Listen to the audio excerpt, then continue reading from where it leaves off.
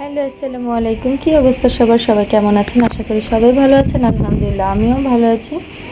তো আজকে অনেক দিন পর একটা ভিডিও নিয়ে চলে আসলাম, ভাইরাল একটা ভিডিও। তো ইউটিউব, টিকটক, ফেসবুকে যেটাতেই যাই শুধু এই ভিডিওটাই দেখতে ভাবলাম আমি কেন করব না, তাই ভাবলাম যে আমিও করে ফেলি।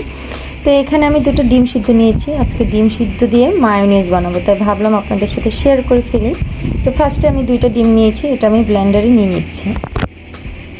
দুটো ডিম আমি ব্লেন্ডারে দিয়ে দিলাম।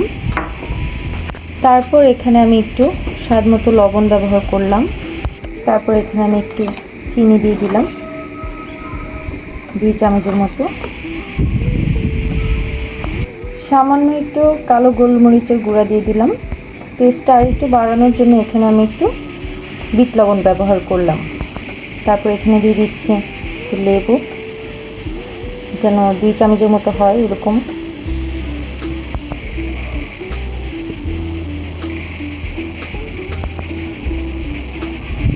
লেবু দিয়ে দিলাম। তারপর এখানে আমি 3-4টা রসুন দিয়ে দিলাম। রসুনটা আমার ফ্রিজিং করা, নর্মাল টেম্পারেচারে রসুন ছিল না, তাই আমি ফ্রিজিং রসুনটাই ব্যবহার করছি এখানে। তারপর এখানে আমি একটু রান্নার তেল দিয়ে দিচ্ছি। আমি একটু একটু করে রান্নার তেল দিব আর ব্লেন্ড করব। তো এটা এখন ফার্স্টে ব্লেন্ড করে নিচ্ছি।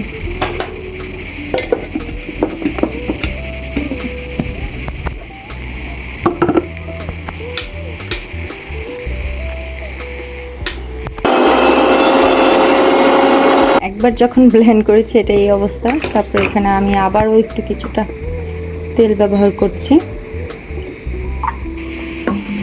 তারপর এখন ঢাকনাটা আবার ঢেকে দিচ্ছি।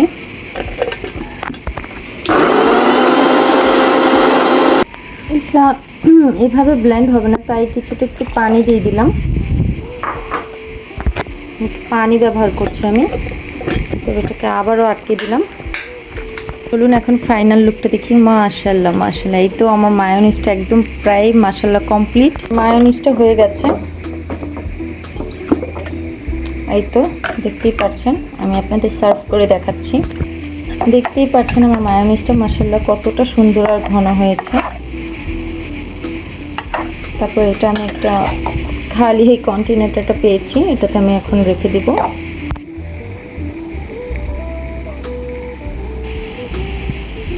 এই তো আমার মায়োনিজটা তৈরি হয়ে গেছে, আপনারা দেখতেই পারলেন। মাশাআল্লাহ ভাইরাল রেসিপিটা দেখে আমিও করে ফেললাম। তো আমার কাছে ভালোই লেগেছে, খুব মজা হয়েছে মায়োনিজটা। এটা যে কোনো চিকেন ফ্রাই